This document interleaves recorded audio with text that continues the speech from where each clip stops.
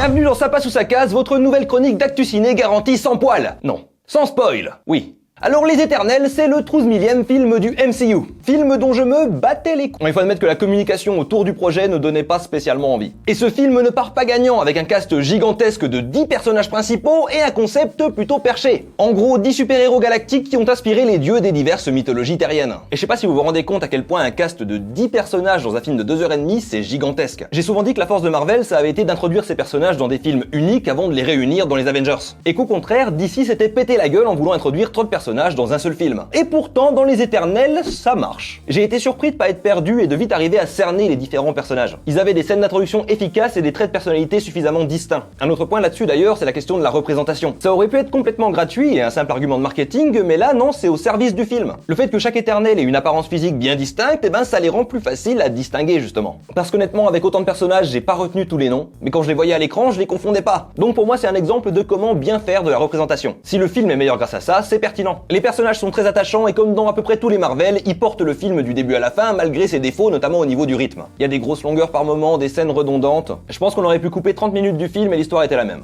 J'ai aussi noté que les effets spéciaux étaient pas toujours ouf. Alors je veux pas juger, je sais qu'avec le Covid c'est super difficile en ce moment pour les boîtes SFX. Mais par moments c'était vraiment niveau série Z. Et ça peut sortir du film. À d'autres moments les effets étaient super mais évidemment on retient que le négatif. Le cerveau humain est mal foutu. Par contre pendant tout le film je me suis dit que la bande son était vraiment bien et j'ai vu au générique que c'était Ramin Djawadi qui s'en était occupé. Donc le compositeur de Game of Thrones et Westworld, qui est un génie absolu, et donc musicalement le film est très bien, ce qui est pas toujours le cas dans les Marvel. Mais justement on n'a pas cette sensation de regarder un film Marvel. Ça ressemble beaucoup plus aux univers DC. Sauf que contrairement aux films du DCEU, les personnages sont attachants. Comme dans des Marvel. Mais ce que j'ai noté surtout qui le démarque de la franchise, c'est l'humour qui est beaucoup mieux dosé. On a l'habitude dans les Marvel, l'humour est très lourd. Ici, il y en a pas trop et quand il est là, il marche. En tout cas, dans la salle de ciné où je suis allé le voir, il y a pas une seule blague qui est tombée à plat. Concernant le scénario, il casse pas trois pattes à un canard. Il y a des grosses facilités d'écriture, c'est assez cliché, c'est un blockbuster, voilà, faut pas trop se prendre la tête. Mais la mythologie et les personnages derrière sont suffisamment cool pour passer outre. C'est pas une intrigue qui va vous retourner le cerveau, vous aurez deviné la fin à la moitié du film. Mais si comme moi vous vous êtes attaché au personnage, vous aurez quand même envie de la voir cette fin. Les acteurs sont plutôt bons et j'ai été surpris par Angelina Jolie surtout. Sans spoiler, l'histoire de son personnage est assez touchante et j'ai trouvé qu'elle était très juste dans son jeu. Et en fait, ça fait du bien de voir Angelina Jolie dans des rôles qui lui permettent de montrer que c'est une bonne actrice. J'aimerais la voir dans plus de films terre à terre en fait. Et pour finir, je vais l'admettre, il y a une petite scène d'émotion au milieu du film et j'ai potentiellement eu les yeux humides. Le film avait réussi à m'attacher au personnage, l'air était sec, j'étais fatigué, ok ?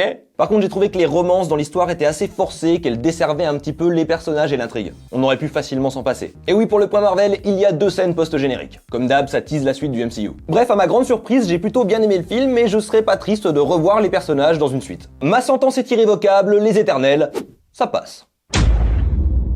Merci d'avoir regardé ce petit pilote pour un nouveau format. Il est peut-être pas très original, mais il me demande pas beaucoup d'efforts, ce qui me permettra d'être plus régulier sur YouTube sans pour autant perdre du temps pour mes autres projets. Si jamais vous vous sentez de me donner votre avis, vous pouvez le faire en commentaire, mais j'ai aussi mis un petit formulaire Google dans la description. Alors n'hésitez pas, dites-moi ce que vous en pensez, en bien ou en mal. On se retrouve la semaine prochaine pour une vidéo sur le lore en écriture. Encore un gros merci aux tipeurs et aux forgemaux. Tropper, out.